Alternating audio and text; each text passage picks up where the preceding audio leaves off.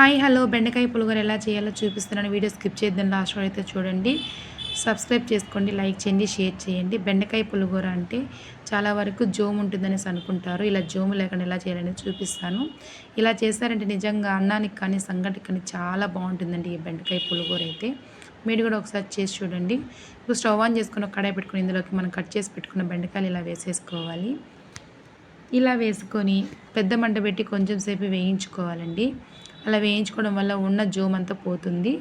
ఇలా వేగిన తర్వాత తగినంత సాల్ట్ వేసి ఒకసారి బాగా కలుపుకోవాలి. ఇలా సాల్ట్ వేస్తే ఖచ్చితంగా జోము వస్తుంది కదా అనేసి అనుకుంటారు. అప్పుడేనండి మీరు పప్పులో కాలేసిన వాళ్ళు అవుతారు. బెండకాయ అంటేనే జోము ఉంటుంది. సో ఈ జోము కొంచెం మనకు తెలియకుండా ఉండాలంటే సాల్ట్ వేసి ఉడికించుకున్నప్పుడు ఈ బెండకాయ ముక్కలకంతా సాల్ట్ బాగా పడుతుంది కాబట్టి తినడానికి టేస్టీగా చాలా బాగుంటుంది. అసలు జోము ఉందన్న ఫీలింగ్ అయితే అస్సలు ఉండదు. ఇలా ఒక 5 నిమిషాలు లేదా 10 నిమిషాలు మూత పెట్టి ఉడికించుకున్నామంటే ఈ బెండకాయ ముక్కలకంతా సాల్ట్ బాగా పడుతుంది. ఇప్పుడు మరో స్టవ్ మీద ఒక కడాయి పెట్టుకొని ఇందులోకి ఆయిల్ యాడ్ చేసుకోవాలి. ఈ ఆయిల్ కొంచెం హీట్ అయిన తర్వాత ఇందులోకి పోపు దినుసులు, ఆవాలు, జీలకర్ర, పచ్చిమిరపప్పు వేసుకోవాలి. ఇవంతా చిటిపటలాడిన తర్వాత 4-5 వెల్లుల్లి రెమ్మలు ఇలా పొట్టు తీసి వేసుకోవాలి. మీరు బెండకాయ క్వాంటిటీని బట్టి పచ్చిమిర్చి అండి, పచ్చిమిర్చి ఉంటే పచ్చిమిర్చి వేసుకోండి, లేదంటే ఎండుమిర్చి వేసుకున్నా కూడా చాలా బాగుంటుంది. ఇలా పచ్చిమిరపకాయలు కూడా ఇట్లా తుంచి వేసుకోవాలి. ఇందులోకి పెద్దగానే కట్ చేసుకున్న ఆనియన్స్ కూడా వేసుకోవాలి. ఇవంతా కొంచెం దోరగా వేగిన తర్వాత కరివేపాకు, ఒక రెమ్మ కరివేపాకు వేసుకోండి.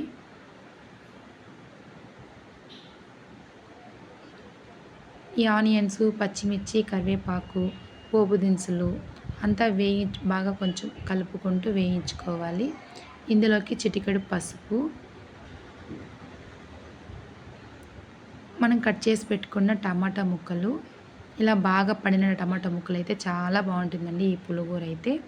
ఇలా టమాటా ముక్కలు కూడా వేసేసి ఒక 2 నిమిషాలు బాగా మగ్గనిచ్చుకుందాం. ఇవి మగ్గాలంటే ఖచ్చితంగా ఉప్పు వేసుకోవాలి కదా. ఆల్రెడీ మనం బెండకాయలకి ఉప్పు వేసాం కాబట్టి చూసి వేసుకోండి. ఇలా ఉప్పు వేసి ఒకసారి బాగా కలుపుకోవాలి. ఇవంతా కొంచెం బాగా మగ్గిన తర్వాత మనము 50% ఉడికించి పెట్టుకున్న ఈ బెండకాయ ముక్కలు కూడా ఇలా వేసేసుకోవాలి. ఇందులోకి వేసేసి ఒకసారి బాగా ఈ ఆయిల్లో కొంచెం అలా కలుపుకోవాలి.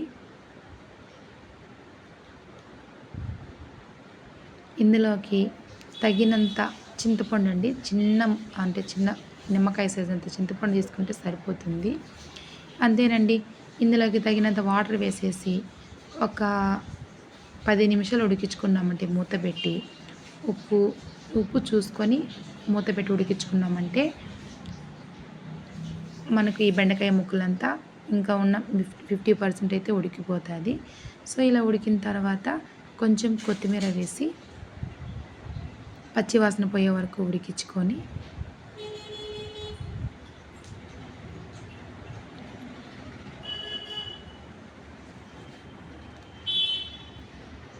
పప్పు గుత్తితో వెనుపుకోవడమేనండి. వాటర్ కొంచెం తీసేసి పప్పు గుత్తి ఇలా వెనిపేసుకున్నామంటే ఫైనల్గా అయితే మనకు బెండకాయ పులిహోర అయితే రెడీ అయిపోతుంది.